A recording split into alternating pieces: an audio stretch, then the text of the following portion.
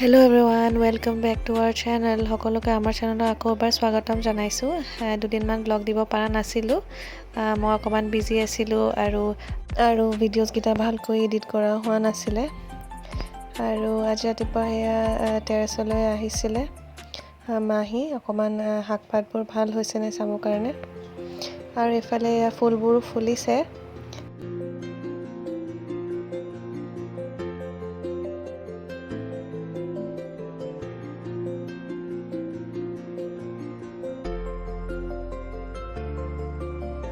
আৰু এয়া শাকবোৰ যে লগাইছিলোঁ, এয়া ভালকৈ ছিঙিব পৰা হৈছে। আৰু কেতিয়াবা অলপ অলপ ছিঙি লৈ যোৱা হয় এসাঁজ দুসাঁজ বনাবৰ কাৰণে।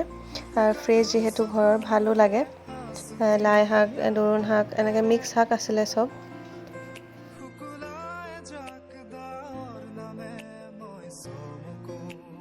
আৰু এইফালে এয়া ভেন্দি লগাইছিলোঁ, ভেন্দিও হৈছে ভালকৈ। ভাল লাগে ঘৰৰ বস্তু এনেকৈ ভালকৈ হ'লে আৰু এনেকৈ ছিঙি পেলাই। তাৰপিছত এইফালে অকণমান ৰ'দো দিছে, এতিয়া ৰাতিপুৱা ৰ'দটো ভাল ল'লে। তাৰপিছত টেৰেছৰ পৰা আহি পেলাই এয়া চাহ খালোঁ। আৰু আজি সময় আছিলে কাৰণে ফেচ পেক এটা লগাম ভাবিছিলোঁ। বহুত দিন স্কিনৰ একো যত্ন লোৱা নাই, সেইকাৰণে। আৰু ঠাণ্ডা দিনত অকণমান স্কিনখন ড্ৰাই নিচিনাও হৈ যায়, সেইকাৰণে অকণমান ভালকৈ ৰাখিবৰ কাৰণে অকণমান কিবা কিবি লগাব লগা হয়। আজি ভাবিলোঁ সেইকাৰণে বহুত দিনৰ পাছত কিবা এটা লগাওঁ। আৰু এয়া আছিলে, দৈ আছিলে, সেইকাৰণে এয়া ৰাইচ ফ্ল'ৰত অকণমান দিলোঁ দৈ কেইচামুচমান আৰু অকণমান মৌজোল। তাৰপিছত ভালকৈ এইখিনি মিক্স কৰি পেলাই পেষ্ট কৰি ল'ব লাগিব। আৰু যিহেতু পেক হয়, অলপ সময় লগাব লাগিব। লগোৱাৰ পিছত স্কিনখন একদম ৰিফ্ৰেছ ফিল হ'ল। আৰু তাৰপিছত এয়া এটা ব্ৰেকফাষ্ট ৰেচিপি এটা বনাইছিলে, অকণমান হেল্ডিয়ে হয়। এয়া লৈছে কাজু কেইটামান আৰু এয়া পনীৰৰ কেইপিচমান। এনেকৈ এটা ড্ৰেছিং বনাব, আচলতে চালাডৰ ড্ৰেছিং। আপোনালোকে পনীৰ কেতিয়াবা থাকিলে এনেকৈ ট্ৰাই কৰি চাব পাৰিব। বেয়া নালাগে খাই, ভালেই লাগে, অকণমান বেলেগ এটা হয়। আৰু সেইকাৰণে মিক্সিত এয়া দিছে কাজু কেইটামান, লগতে পনীৰৰ পিচটো। আৰু আপোনালোকৰ ওচৰত এইটো থাকিলে দিব, নাথাকিলেও একো নাই। এনেই ছিজনিং এটা আছিলে অৰিগেনৰ নিচিনা, অকণমান ফ্লেভাৰটোৰ কাৰণে। আৰু তাত দিছে অকণমান নিমখ, আৰু তাৰপিছত দিছে পানী জোখ অনুসৰি। বেছিকৈ নিদিব, বেছি লিকুইড হৈ যাব নহ'লে। আৰু এয়া মিক্স কৰি পেলাই এয়া পেষ্টটো বনি গ'ল। এইটো আচলতে বেছি লিকুইড কৰা নাই, যিহেতু চালাডৰ ড্ৰেছিং হিচাপে ব্যৱহাৰ কৰিম। আৰু তাত দিছে অকণমান নেমু টেঙাৰ ৰস। আৰু গোটেইখিনি ভালকৈ মিক্স কৰি ল'ব লাগিব তাৰপিছত। আৰু এইফালে ব'লক এতিয়া চালাডটো বনাওঁ। এয়া কাটি লৈছোঁ অকণমান গাজৰ, ক'লা বুটটো আৰু তিয়ঁহ আৰু গজালি ওলোৱা মগুটো, গ্ৰীণ মগু, পিঁয়াজ আৰু আপেল, এই গোটেইখিনি ভালকৈ ধুই পেলাই কাটি লৈছোঁ। আৰু মগুটো গজালি ওলাবলৈ দিছিলোঁ, স্প্ৰাউটছ যোনটো। আৰু গাজৰটো তেনেকৈ কাটি লৈছোঁ সৰু সৰুকৈ, বেছিকৈ লোৱা নাই, যিহেতু ব্ৰেকফাষ্টত অকণমানেই খাম। আৰু তাৰপিছত সেই ড্ৰেছিংটো যোনটো বনাইছিলোঁ, সেইটো অকণমানকৈ দি দিছোঁ। তাৰপিছত গোটেইখিনি মিক্স কৰি দিব। আপোনালোকে এইটো কেতিয়াবা চালাড হিচাপে ফ্ৰুটছ আৰু ভেজিটেবলছ খাওঁ বুলি ভাবিলে এনেকৈ খাব পাৰিব। এই ড্ৰেছিংটো মেয়নিজৰ ৰিপ্লেচমেণ্ট বুলি ক'লেও বেয়া নহয়, যিহেতু মেয়নিজটো আমি জানো সকলোৱে ইমানো হেল্ডি নহয়। সেইকাৰণে এইটো ঘৰতে বনোৱা ড্ৰেছিংটো আপোনালোকে ইউজ কৰিব পাৰিব। আৰু এয়া আদা শুকুৱাইছিলোঁ, নিমখীয়া আদাটো, যোনটো মাউথটো ডাইজেশ্যনতো সহায় কৰে আৰু মাউথ ফ্ৰেছনাৰ হিচাপেও খাব পাৰে খোৱাৰ পাছত। সেইটো আপোনালোকে বনাই চাবচোন। আদাটো কিনি আনাতকৈ ঘৰত বনোৱাটো বেছি ভাল লাগে খাই। আৰু এয়া তাৰপিছত শুকান মাছৰ অকণমান চাটনি বনাম বুলি কাৰণে এয়া ফাৰ্ষ্টত অকণমান পিঁয়াজ ফ্ৰাই কৰি লৈছোঁ। শুকান মাছ বাৰু চবেই খাই ভাল নাপায়, কিছুমানে স্মেলটো বেয়া পায়, কিন্তু শুকান মাছ কেতিয়াবা খাব পাৰি, আৰু ইমানো তেনেকুৱা খাই থকা নহয়। সেইখিনি ফ্ৰাই কৰি ল'লোঁ। আৰু তাৰপিছত নহৰু, জলকীয়া, আদা ভালকৈ ধুই পেলাই সেইখিনিও অকণমান ড্ৰাই ৰ'ষ্ট কৰি ল'লোঁ। গোটেইখিনি যিহেতু পেষ্ট বনাম চাটনিৰ কাৰণে। আৰু এইফালে বিলাহীও বইল কৰি ল'লোঁ। বিলাহীকেইটা বইল কৰা হ'ল, আৰু ওপৰৰ স্কিনখন অকণমান লাহেকৈ গুচাই দিলে এৰায়ে যায় বইল কৰাৰ পিছত। আৰু এনেকৈ কাটি ল'লোঁ অকণমান পিচ কৰি পেলাই।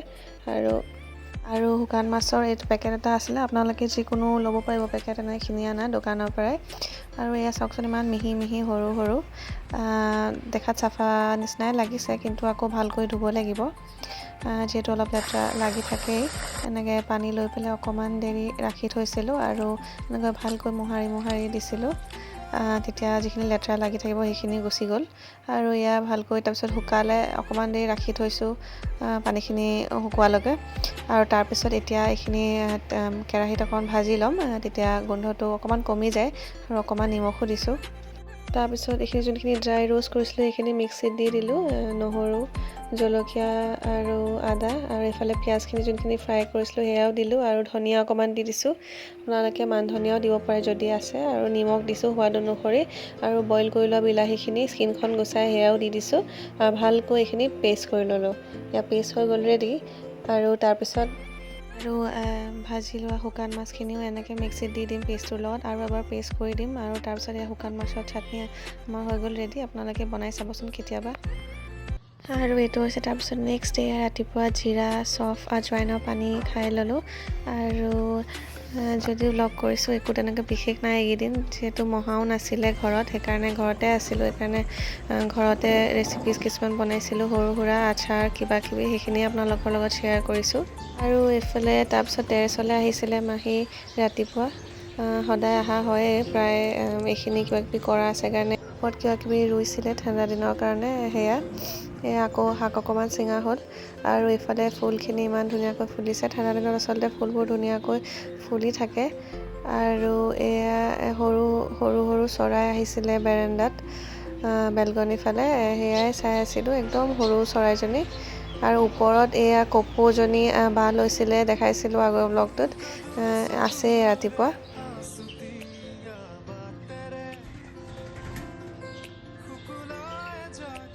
আৰু তাৰপিছত দিনত ব্লগ কৰা নহ'লে আবেলিলৈ এয়া অকণমান মাছ কিবা কিবি ল'বলৈ আছিলে বজাৰলৈ আহিছিলোঁ আৰু এয়া মাছৰ বজাৰতে এয়া মাছ চাই আছিলোঁ আৰু লোৱা হ'ল বাহু মাছ আৰু ভকুৱা মাছ ল'লে আৰু